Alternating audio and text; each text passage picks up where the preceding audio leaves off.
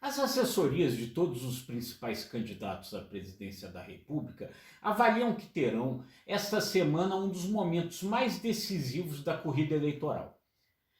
Esta semana, eles darão suas entrevistas ao Jornal Nacional, o principal telejornal brasileiro da TV Globo.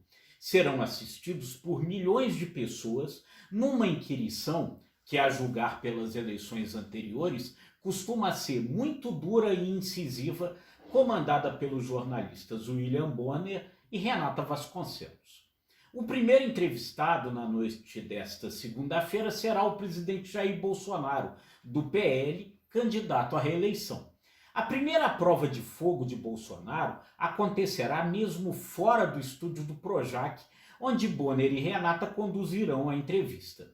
Os opositores do presidente planejam organizar o maior panelaço contra Bolsonaro já produzido no momento da entrevista. O núcleo central da campanha de Bolsonaro sabe como o momento será decisivo. Algumas das pesquisas mais recentes apontaram alguns sinais trocados.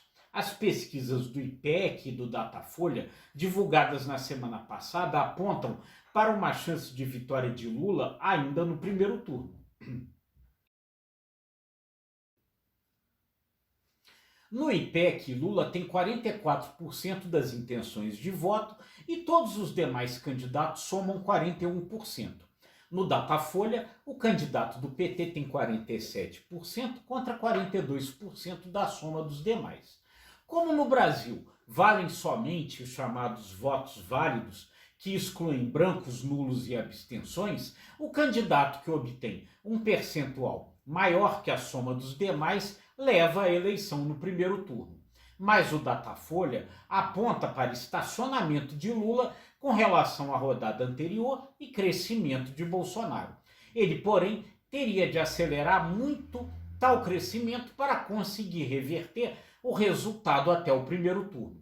Tem condições, porém, de acelerar o suficiente para evitar que Lula vença já no primeiro turno.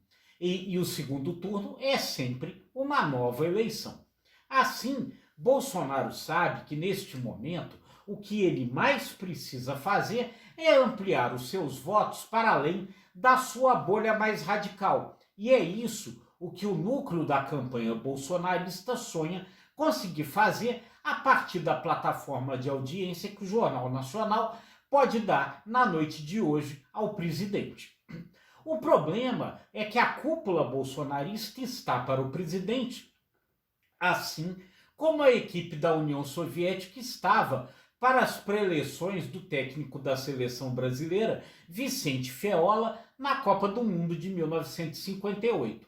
Diz a lenda que Feola reuniu o time antes da partida com a forte União Soviética do goleiro Yashin e detalhou o que pretendia que cada um fizesse no jogo.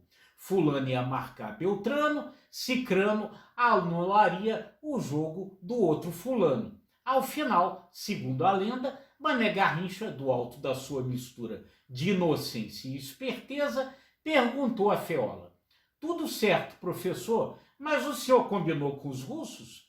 A cúpula da campanha de Bolsonaro olha para os dados das pesquisas e faz as suas orientações para o presidente. Segundo o último Datafolha, o apoio da população à democracia nunca foi tão alto. Somente 7% dos entrevistados disseram, na última rodada, apoiar uma ditadura, o menor percentual histórico já apontado pelo Datafolha. A última pesquisa Genial Quest apontou que cresceu o percentual daqueles que dizem ter medo do retorno de Lula e do PT ao poder, um percentual de 40%. Mas é maior o percentual daqueles que dizem ter medo de um governo radical de extrema-direita com Bolsonaro. Esses seriam 45%.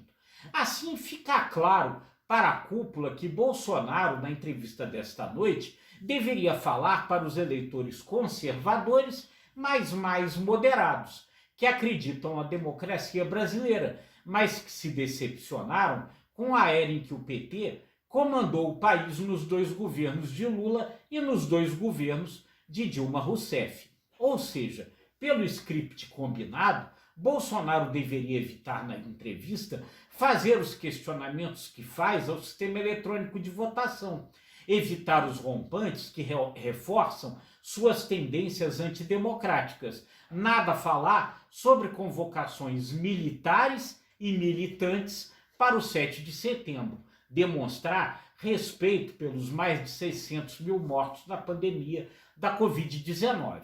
E então deveria se entrar naquilo que a cúpula da campanha acha que pode atrair o voto dos eleitores de que Bolsonaro precisa. Ele necessita principalmente angariar mais votos entre os mais pobres, onde perde feio para Lula. Então, é falar de Auxílio Brasil e dos demais benefícios. É dizer que tem concluído a transposição do Rio São Francisco, entregando água às populações do sertão nordestino.